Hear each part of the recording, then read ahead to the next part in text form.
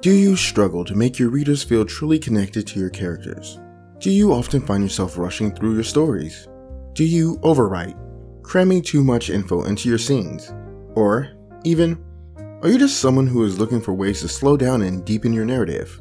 If any of these sound like you, you're in the right place. In this video, I'm going to go into the art of gentle pacing and how it can transform your writing. Starting with 1. Spend time on detailed sensory-rich descriptions of settings, actions, and emotions. Instead of rushing through a scene, let the reader fully experience the environment and the character's inner worlds.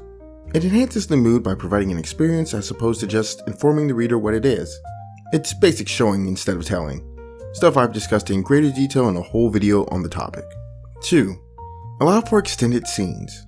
Give readers more time to connect with characters and understand their thoughts and emotions. Show everyday activities and the gradual passage of time. Just remember, it's not about making scenes long for the sake of it, but about how you use the time. 3. Use internal monologue. Delve into your character's thoughts and feelings.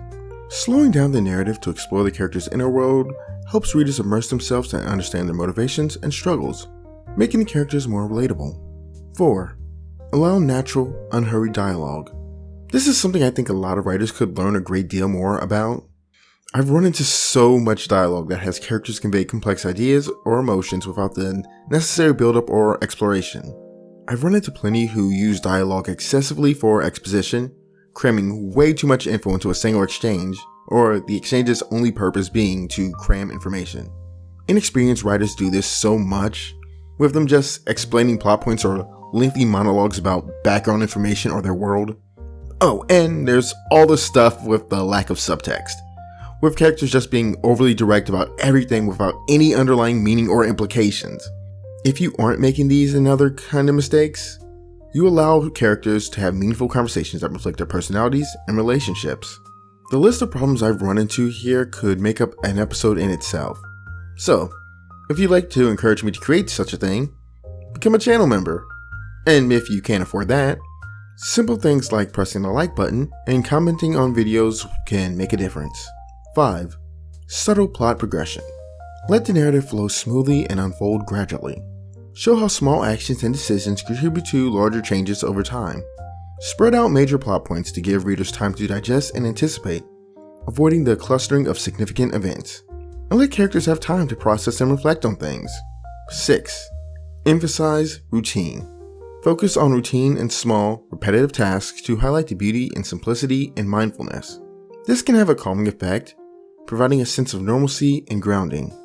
Describe routine tasks in detail and use them to reveal character traits or significant shifts in the narrative. 7. Use nonlinear storytelling. Add depth by showing how character backgrounds and past experiences shape who they are in the present. These can deepen a story's emotional resonance and layer the narrative. When doing this, you're going to want to plan your structure carefully. You want to place flashbacks or other nonlinear elements in a way that enhances the narrative, not confuses it. I recommend creating a timeline of events in chronological order and then deciding where to insert flashbacks or foreshadow future events. When using flashbacks, make sure to use clear transitions so the reader doesn't get lost. Things like sensory detail or location changes can help. Above all else, make sure to anchor flashbacks to present events. The flashback should connect to the present narrative through thematic and or emotional parallels. As for what it's used for, focus on the significance of the past event and how they influence present actions and decisions. As said, a lot of this is simple show instead of tell.